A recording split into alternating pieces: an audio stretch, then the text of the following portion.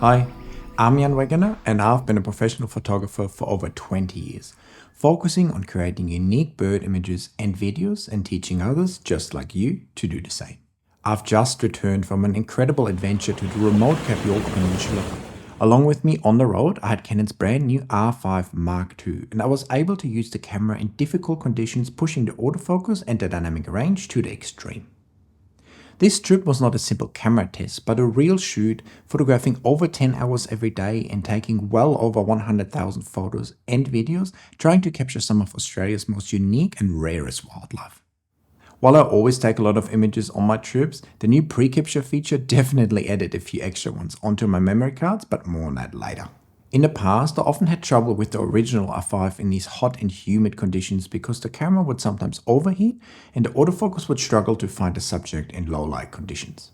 So let's take a look and see how the R5 Mark II performed under these difficult conditions and whether pre-capture and the stacked sensor make all the difference and turn it into a must-have camera, or whether it's better to stay away from it and maybe stick with your original R5.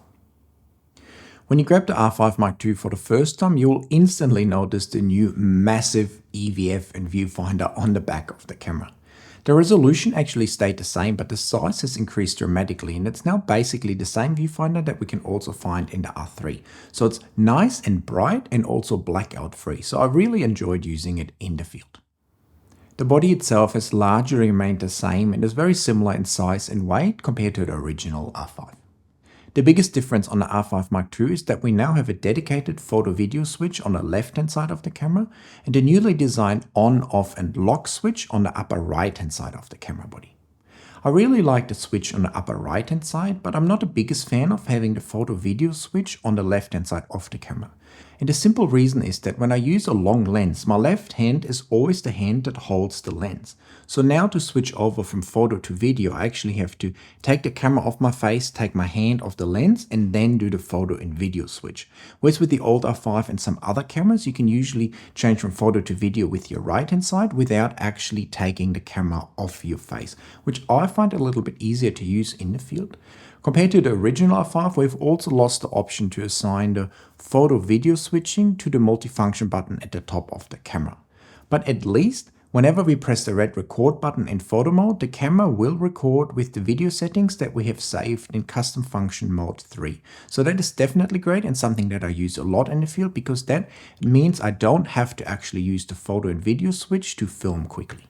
So there's definitely some new ergonomics to master for your fingers when you use the camera in the field, but overall the body design has largely remained the same, and the biggest other noticeable difference is now that we have the same joystick that we can also find on the R6 Mark II. The rear LCD screen has the same design and resolution that we can also find on the original R5, but even though it has the same resolution, it appears a lot sharper and crisper when you look at the menus and the pictures on the back of the camera, so there's definitely an improvement there. Speaking of the menu, that has also changed a little bit with a few new items coming in and the structure overall changing a little bit. So after a little while I got used to it though and managed to tweak all the settings that I needed to do. And yes, I will be making a setup video for the R5 Mark II very soon as well, because that is definitely a camera that I didn't find easy to set up, and hopefully I can give you some tips along the way, so stay tuned for that video coming up very soon. The R5 Mark II comes with one CF Express Type B card slot and one SD card slot, which is basically what all cameras offer in this class, even though most of us would prefer to see two CF Express Type B card slots. The camera also requires us to use the new LPE6P batteries. Why do all batteries have to have funny names, hey? Anyways, so we have to use these batteries because otherwise a lot of functions won't be available, like the pre-shooting or pre-capture, no oversampled 4K, and no 8K, to name a few of the noticeable changes. So if you're buying an R5 Mark II, I would definitely recommend to buy at least 2, 3 or 4 new batteries to make it through a full day of shooting without having to struggle by using some of the older batteries. You can use the older LPE6NH batteries, but there will definitely be some limitations when you're using it with the camera, and so I would recommend using the new batteries, even though it's a bit of a shame that we all have basically bucket loads of these old batteries that we can't really use anymore. So a slightly better solution here would have probably been better, but things like the pre-shooting need a lot of power, so having more powerful batteries is probably what we needed to be able to have these features. At the same time though, it doesn't feel like the batteries actually last longer. One of the biggest changes, especially compared to the original R5, is the introduction of a newly designed 45 megapixel stacked sensor in the R5 Mark II. The original R5 was plagued by rolling shutter and all these weird image wobbles where in a series or burst of images, the images would be slightly distorted from frame to frame. And I'm super stoked to tell you that with the new sensor, all of that is basically gone. There's only very minimal image wobbles from time to time, but you would never really notice them. And I'm also happy to report that I didn't have many or any rolling shutter issues. Even when birds would be taking off, the wings would be mainly the shape and the size that they should be. You will still have a little bit of rolling shutter here and there, but overall the performance of the sensor in these areas I found very satisfying. We will talk a little bit later about the ISO performance and the dynamic range, but when it comes to speed, readout speed, and not having much distortion in your images, the sensor is definitely a major upgrade. I actually almost didn't manage to make this video because when Canon sent me the R5 Mark II, it got stuck in the mail and I had to make a 300-kilometer detour and almost didn't make it in time to the post office before it would shut for 3 days. But I got there in the end and was able to pick up the camera, set it up, and then head out the next day to look for a very special bird. I'm talking about the giant southern cassowary, a flightless bird that lives in the rainforest in far north Queensland and is usually quite difficult to see. But there's certain occasions where they sometimes venture out onto the beach, and so I grabbed the camera, my 100 to 500mm lens, and set at one of these spots hoping that I would see some of the birds. I only had one day and most of the day nothing happened at all, but just when I was going back to the car packing up, I finally saw from the corner of my cassowary coming out of the bush and walking straight towards me. And it actually walked past really close to me and my camera, which sometimes can be a little bit scary and gets your heart pounding, but it also allowed me to take a beautiful headshot of the bird, which I'd say is a pretty nice first bird to photograph with a new camera, isn't it? After that great start, we drove north for about 7 hours to the bottom of the Cape York Peninsula where another critically endangered bird lives, the golden-shouldered parrot. What's unique about these birds is that they actually breed and dig their nesting cavity into active termite mounds. The birds were coming into a feeder which is provided to them by the station owner to help them with their survival, which was great for me because it allowed me to intensively test the camera trying to get a beautiful photo of a pair of golden-shouldered parrots and also a lot of flight shots. And one of the brand new and best features of the R5 Mark II came in very handy here. When capturing bird photos and flight photos in particular, it's always quite difficult to capture just the right moment when the bird takes off, for instance. And so having now the availability of the pre-capture or pre-shooting in the R5 Mark II is an amazing addition because it allows us to basically pre-record photos before we even actually take them. So when I see a bird that's about to take off, I focus on it and then half press the shutter button, which activates the pre-shooting, and then the camera continuously records a loop of images. And when I actually press the shutter button, the last half second of images that I recorded before I actually pressed the shutter button will also be written to my memory card. And this is super helpful when you try to get a bird taking off. Because now instead of having to hit the right moment, I can actually basically wait until I see the bird take off, then press the shutter button, and I will actually nail all the frames that I want. So having that feature in the camera is a fantastic addition and something that I really value and one of the biggest difference compared to most other cameras on the market, and one feature that is definitely a must-have for me personally. What also came in handy when it comes to action in particular is the 30 frames per second that the R5 Mark II offers us now. The only downside when you use pre-shooting and 30 frames per second is that you record a large amount of images on your memory card. On most days, even when I didn't photograph too much, I usually ended up with about 5,000 images when using the pre-shooting. Because currently it's only available in a 0.5 second time frame. So that means at 20 frames per second, you get 10 extra frames every time you press the shutter button. And at 30 frames per second, you get 15 extra frames every time you press the shutter button. And that definitely adds up at the end of the day. At the same time, I must admit though that I basically left the pre-shooting feature on all the time because it simply helps me to capture moments I would otherwise miss. With so much action, one big bottleneck on most Canon cameras is the buffer, and I was very concerned about the buffer of the R5 Mark II initially when I saw that it wasn't much larger than the one on the original R5, but I must admit I'm positively surprised when using it in the field, and I hardly ever hit the buffer even when I was using pre-capture. So with my very fast ProGrad and IBIS Advanced cards, I actually didn't have much issues at all and only hit the buffer in very rare circumstances when I really held down that shutter button. I did set the camera to 0 though, because that dramatically increases the size of your buffer and allows you to take a lot more images in the field. And oftentimes I actually also found myself to use 20 frames per second instead of 30 frames per second, because in most cases that is sufficient and also gives me a little bit of extra buffer when I need it. The camera tracked my subjects really well and gave me some great results, but at the same time I found the standard settings for the autofocus a bit hyperactive and aggressive. In particular, it had the tendency to jump off my subject the longer I would be focusing on it. For instance, if I'm waiting on a bird that wants to take off and I focus on it and focus on it and focus on it, after a little while the autofocus would sort of start wandering, which I didn't really like.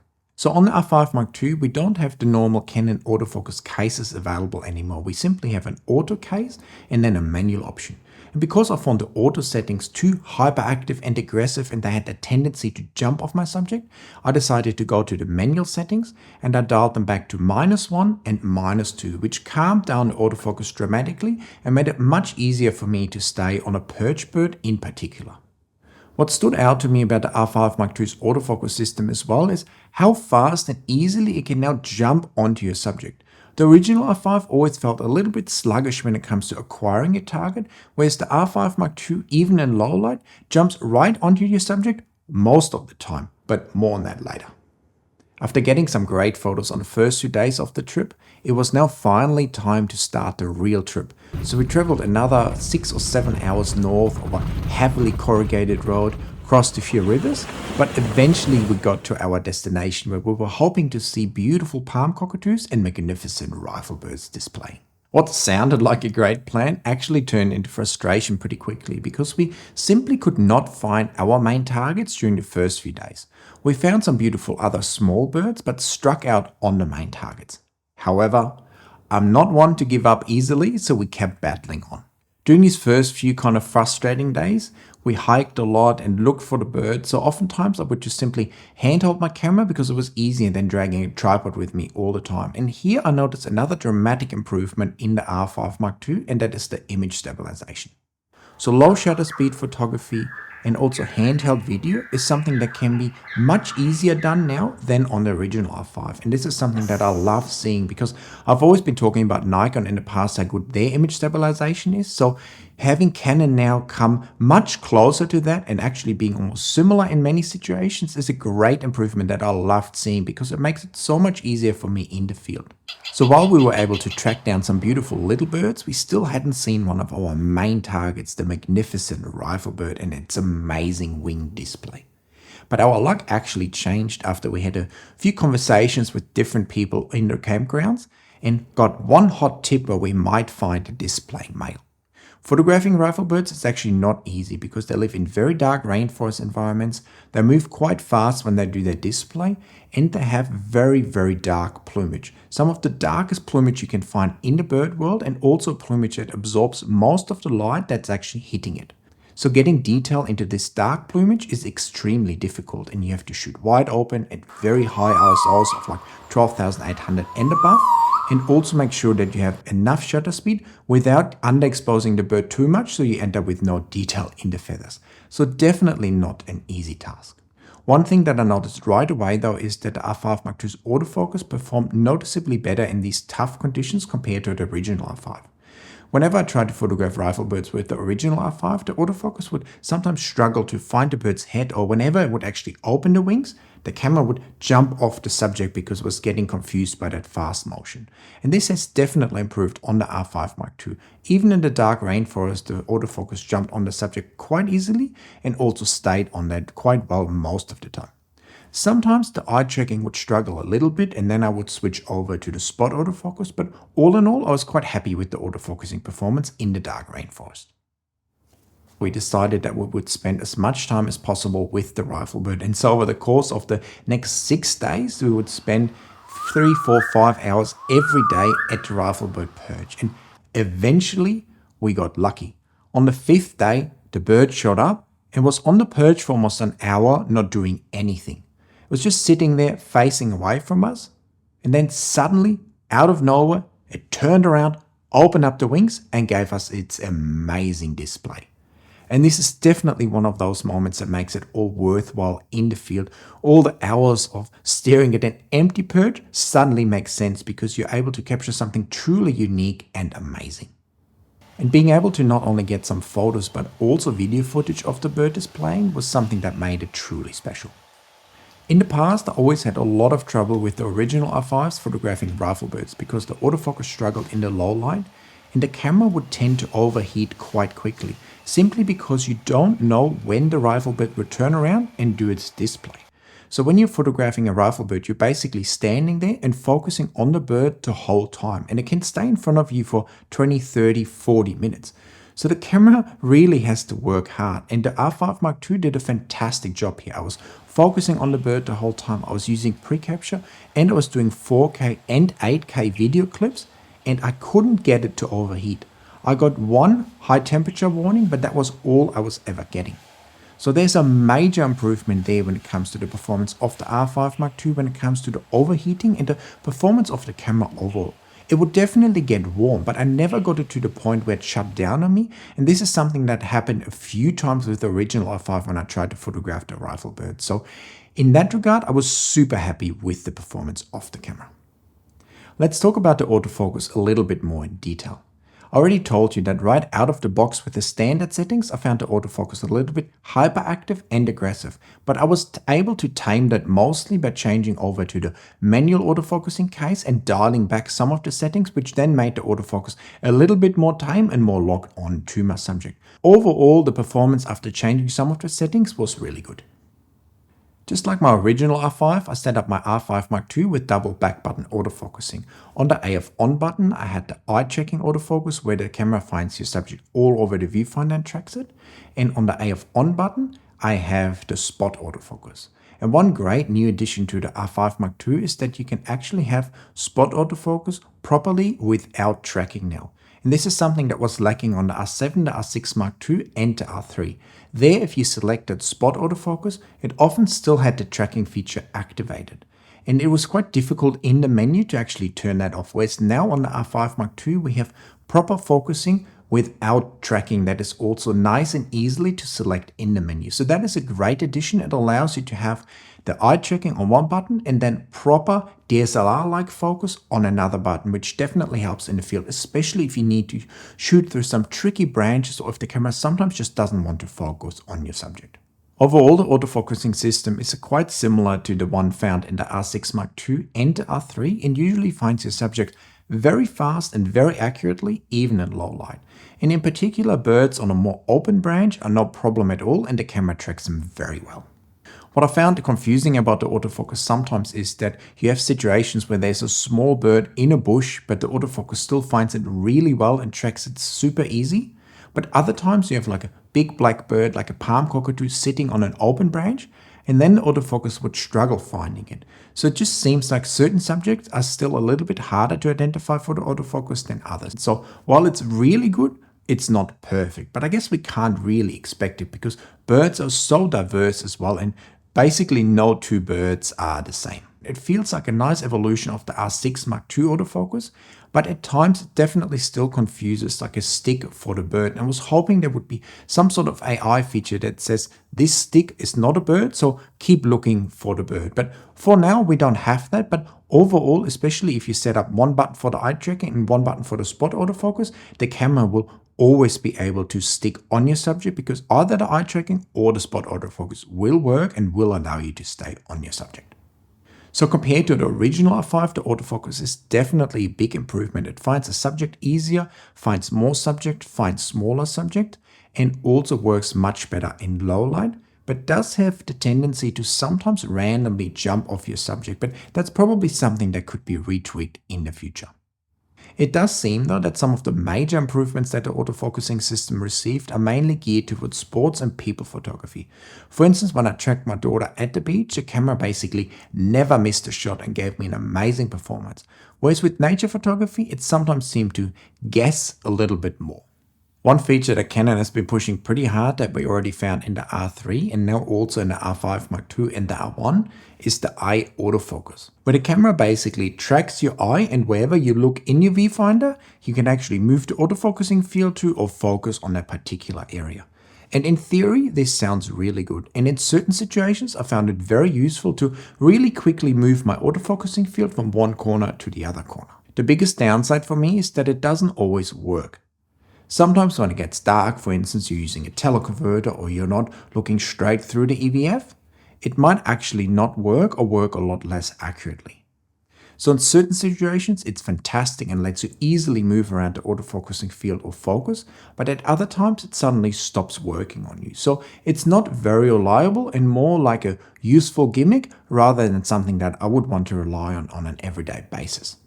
For that reason, because I found it very useful in certain situations, I actually assigned one of the top buttons on the camera to turn the eye tracking on and off.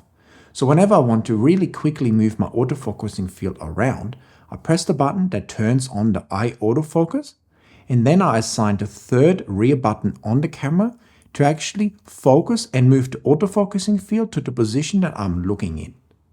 And so whenever I needed to move the autofocusing field to a certain situation, I could kind of stare at that point, press the button, and the camera would instantly focus on that point.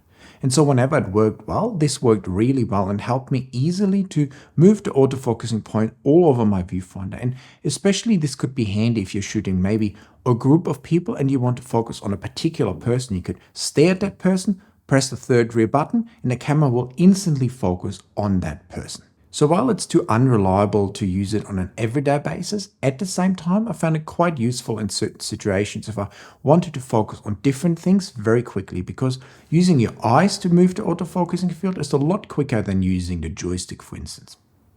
One bird I've been wanting to photograph and see in the wild for decades but was never able to is the elusive palm cockatoo. But the whole first week turned out to be very frustrating when it came to these birds, because we could just never get close to any of them. We saw a few distant birds fly over, but we never found any bird in a position that we could actually film or photograph it. But our luck changed on the second last day. We were driving along a road and suddenly I heard that sharp whistle that these birds make.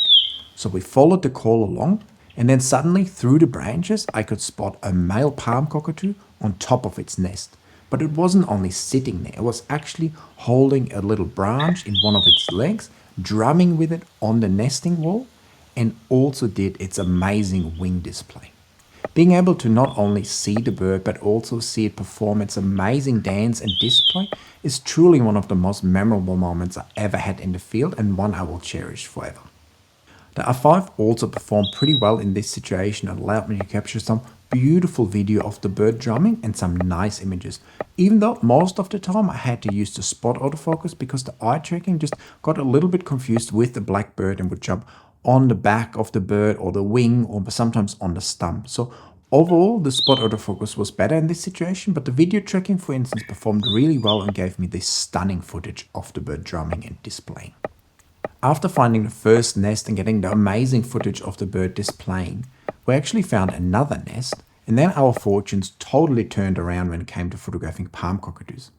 It was the end of the day, we were just packing up. I was just looking at this tree thinking it looks amazing, dark background behind it, nice sunlight on the perch. It would be pretty cool if a palm cockatoo landed on that tree.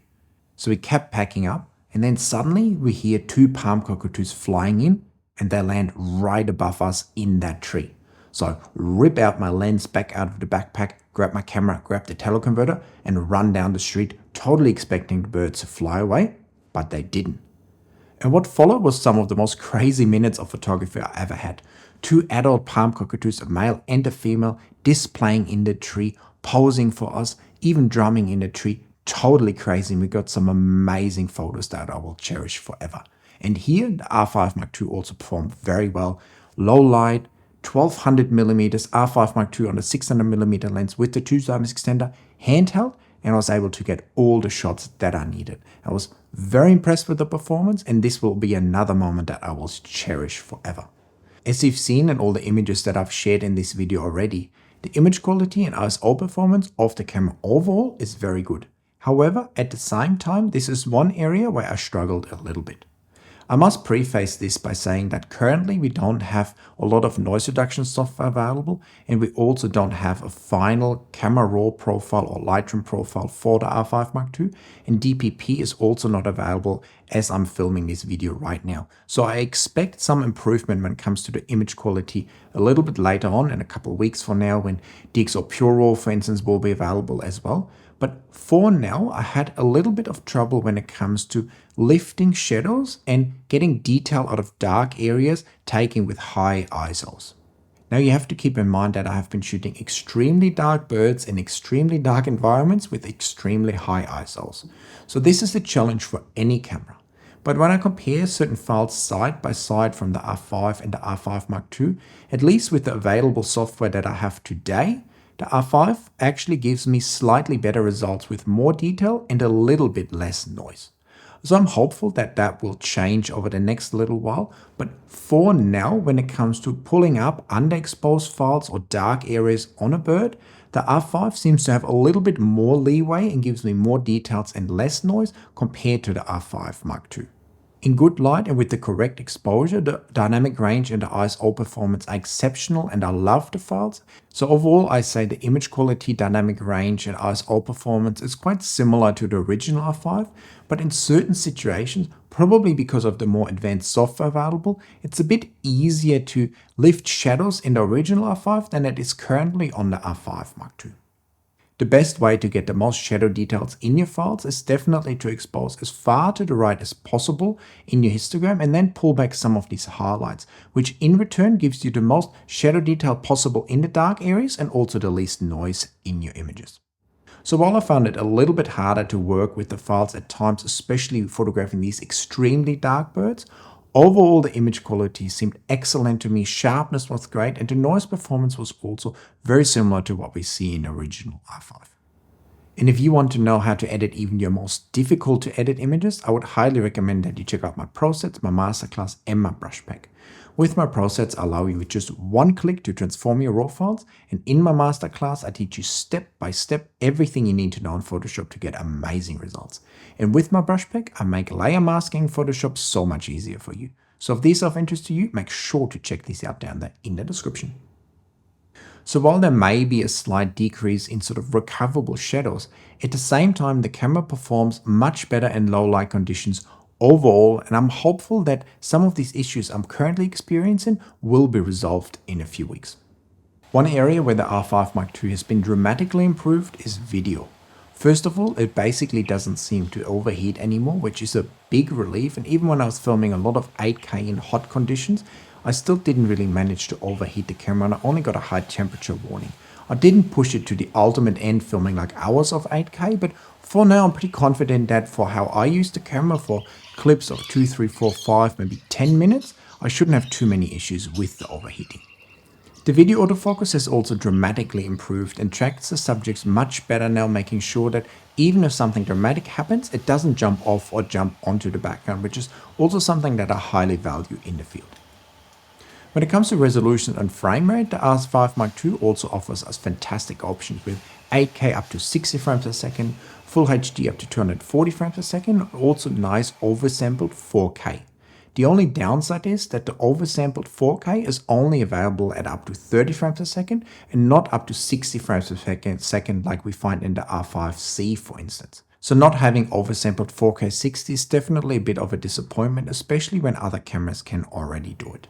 What I found very helpful in the field, especially when trying to film the rifle bird in the dark rainforest where there's some bright patches in the background something, is the addition of C-Log 2 in the R5 Mark II, which means that we now have the maximum dynamic range available in video, and that definitely helped to get enough feather detail in the dark bird while also maintaining or containing the highlights in the bright areas. We also get a full-sized HDMI port in the camera now, which is much better than these smaller HDMI ports that we had in all the previous Canon cameras.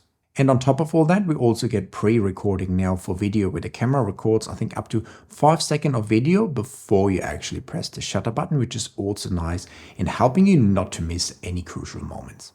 So when it comes to video, I think the R5 Mark II is a major upgrade from the original 5, in particular because it has better autofocusing now and seemingly almost no overheating.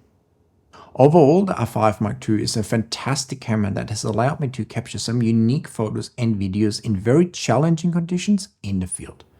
And if I compare it to the original R5, it's basically better in every way. We have an improved autofocusing system with better low light performance, we have no more image wobbles, we have an improved buffer, we have pre-shooting, and we also basically don't have any overheating anymore. Yet, I think for some people, these differences will not feel overly dramatic depending on how they intend to use the camera. If you shoot a lot of sports, low light, fast action, need pre-shooting, then the R5 Mark II will definitely be a major upgrade. But if you shoot landscapes, for instance, mainly with the mechanical shutter, shoot at low ISOs, you need the maximum dynamic range, then the R5 Mark II may not even feel like a major upgrade and you may be even better off with an original R5. For me, having pre-shooting, no more image wobbles and no overheating essentially, definitely makes it a worthwhile upgrade because these were things that I really struggled with my original R5, and not having to deal with these anymore will greatly help me in the field to take better and more photos. And not missing the moment again by having the pre-shooting available is another thing that I highly value and something that I feel like I can't really live without anymore. So while not everything is perfect with the R5 Mark II, I think, at least for me personally, it's a worthwhile upgrade from the original R5 and one of the best and most refined cameras I've ever used, and I've basically used them all. So what are your thoughts on the R5 Mark II? Are you going to get one? Are you going to stick with the original R5? Are you going to change brands to actually get an R5 Mark II? Make sure to let me know in the comments. Hit that like button, check out my channel membership, and hit that subscribe button, and I will see you guys in another video very soon. Bye!